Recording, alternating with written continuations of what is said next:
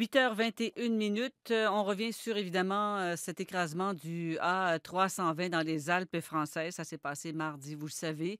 On privilégie, évidemment, de plus en plus la thèse de la destruction volontaire de l'avion de la part du copilote et les regards, toutes les caméras sont tournées vers Andreas Lubitz, cet Allemand de 28 ans qui s'est trouvé seul dans la cabine de pilotage lors de ce drame qui a fait 150 victimes.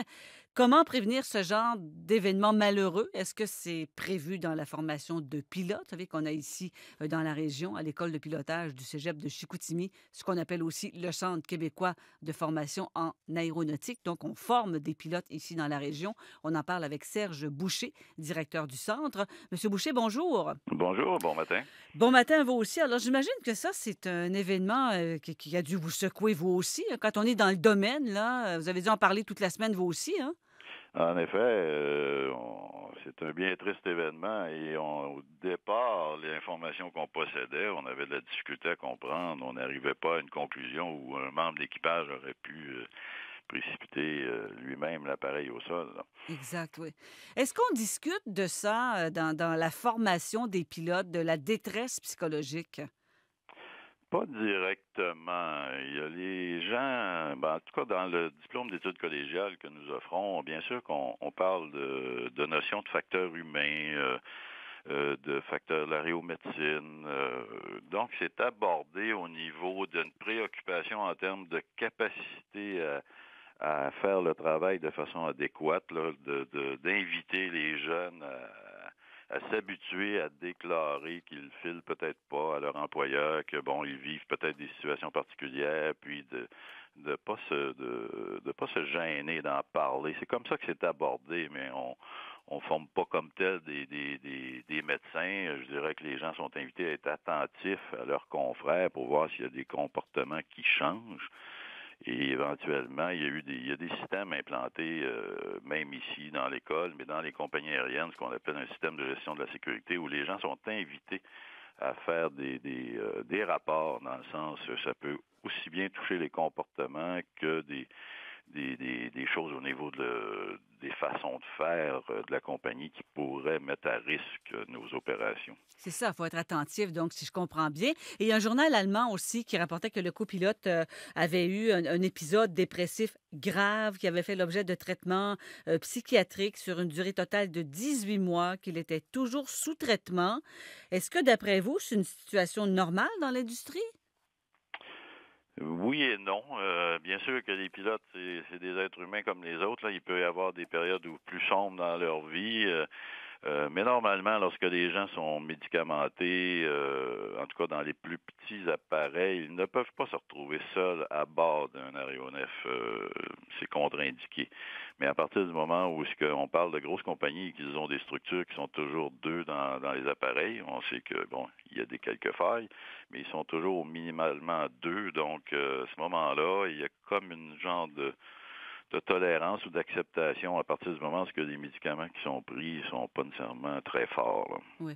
Maintenant, on sait que le fait de barrer justement le cockpit, là, qu'on ne puisse pas y aller, Mhm. a été fait à partir après les attentats du 11 septembre, en se disant que personne n'aura accès au cockpit. Finalement, on se rend compte que c'est un mal pour un bien avec ce qui s'est passé cette semaine. Maintenant, qu'est-ce qu'on pourrait faire de plus? Quel système on va changer, là, d'après vous, dans les prochains mois, à la suite de ce qui est arrivé cette semaine?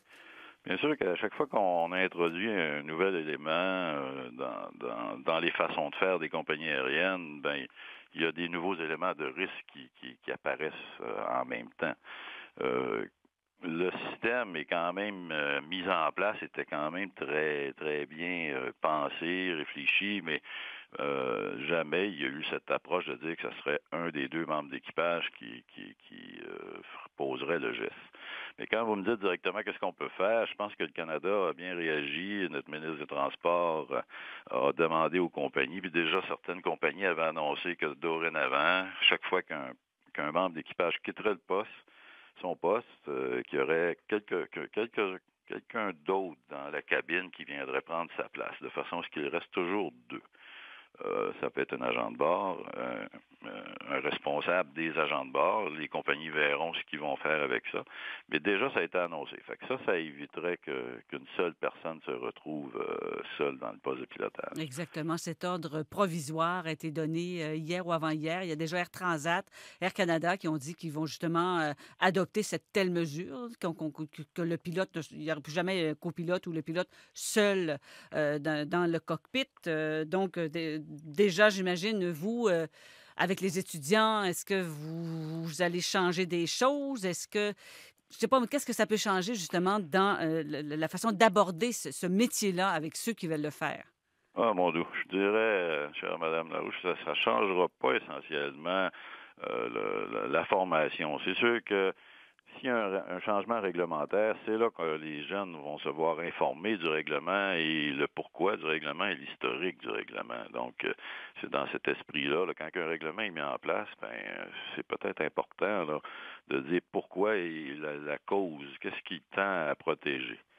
Mais essentiellement, ça ne changera pas beaucoup, à mon avis, la formation des pilotes. C'est sûr que, comme je vous disais, de rentrer des phénomènes au niveau de la psychologie, c'est pas là qu'on va, c'est pas là qu'on a senti que le ministère des Transports veut aller, parce qu'on ne pourra pas faire des spécialistes, des psychiatres ou des psychologues avec tous les équipages. Mais de donner de l'information, comme je vous disais plus tôt, au niveau des facteurs humains, puis du relationnel, puis d'être attentif à ces choses-là, c'est déjà fait. Oui. Ce serait dur d'aller plus loin que ça. Oui. Et M. Boucher, je regardais tout à l'heure ma petite application sur mon téléphone, le Flight Radar, et je voyais on était rendu à 10 200 avions présentement en haut de notre 10 196, pour être plus précis. Oui. Puis ça atterrit, puis ça part de seconde en seconde. Donc, 10 196 avions présentement en vol. Donc, ça veut dire que c'est quand même un moyen de transport sécuritaire, l'avion? Très sécuritaire. Je dirais qu'à tous les jours, là, il doit y avoir environ 100 000 vols par jour de gens qui se promènent autour de la planète. Donc, moi, je considère que ça demeure le moyen de transport le plus sécuritaire, le mieux réglementé. Je peux pas en dire plus, là. Oui. C'est vraiment un très bon moyen de transport. Comme a dit un de mes confrères, depuis qu'on a inventé la marche, c'est peut-être celui qui est le moyen de transport le plus sécuritaire que l'homme a fait. Après la marche. Oui. Merci beaucoup, M. Boucher. Ça me fait plaisir. Merci, au revoir. Serge Bonjour. Boucher, directeur du Centre québécois de formation en aéronautique, en fait, l'école de pilotage du Cégep de Chicoutimi.